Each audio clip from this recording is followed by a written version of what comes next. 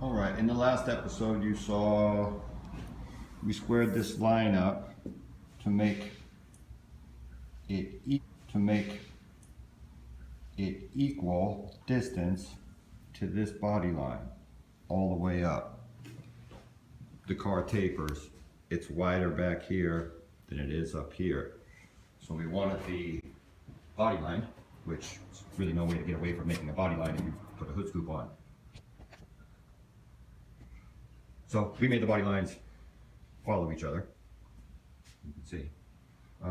We didn't see, I cut this with cutoff wheel, used a long block sander to sand it straight to my marks on each side. We cut the hole for the vent, so it's not just decoration. Now I'm going to do the little detail sanding like here to make this fit nicer. This panel isn't uniform, so we're going to block this level and then fill so that there's equal distance between here and here. Haven't decided exactly what I'm going to do with this corner yet, but you can see it's not quite stuck to the car. Basically, I'm going to just get ready and prep it ready for glue. I'll put a few more Cleco clamps out here. We'll probably just use vice grips here, maybe a couple of Clecos here and here. I want to glue it down until I'm all set and make sure I've done everything I need to inside. Anyway, that's what's up.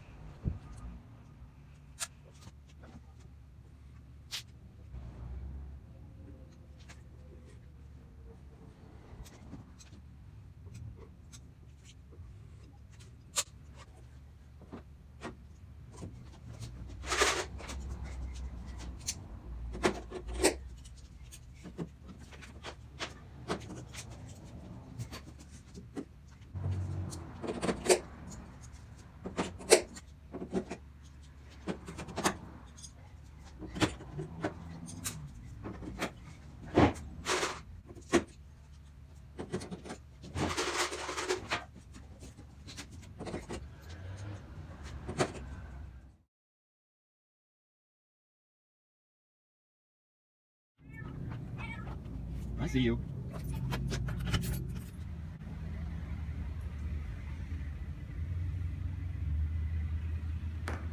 It's a little different format today. Phone's running out of storage. So what we're looking at here is this guy's glued down and unclamped. I let this sit 24 hours.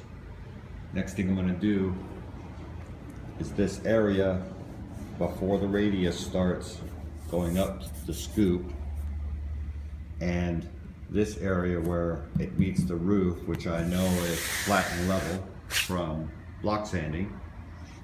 This guy has a inconsistent thickness all the way down. So first step is we're going to put a nice skim coat of filler here, staying off of this, guiding off of this, and letting this edge be as well. And then we'll come back and put a body line in here, hopefully a nice little radius. Here's a quick little shot. I'm not sure how this will come in, but this is a piece of 3/16 rod, and by laying it on here, in some places I'm slightly taller, but mostly I'm below the surface by, I'd say about 1/16 of an inch. This is the piece of rod I'll use to cut the radius in. So anyway, that's what's up. I'll bring you guys back when I get the mud on. Not enough storage to record me working. Sorry, everybody.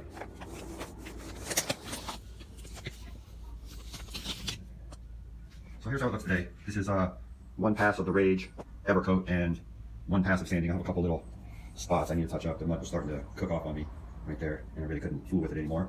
And also drug the squeegee through a couple too many times and made a little extra work for myself, but we're gonna fix all that today. I have a little more sanding right here just to bring this line in. You can see, follow this line up. On this side I have just this little bit of sanding to do right here. Let's get rid of that.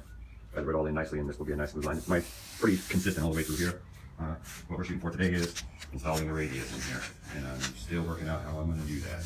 So I'll get back to you a little more. Work you back here. I'm focusing on the sides. Really work out these guys. Be that straight and equal. Okay.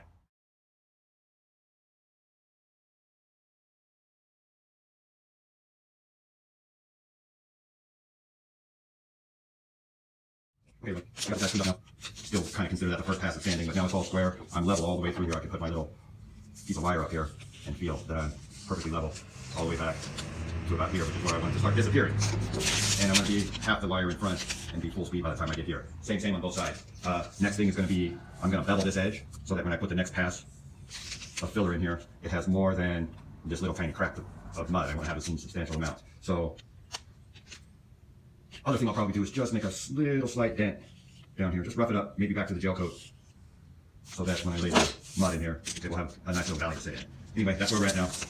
We'll use the metal bite, and I'll use it also to touch up those couple spots where I had sloppy knife work, and we'll use it for this row back here where the 3 cleco holes are and this rear seam. I haven't quite decided what to do with this guy yet. He might just come out and disappear out here over the hatch seam. We'll see. This line will get a radius that matches this radius.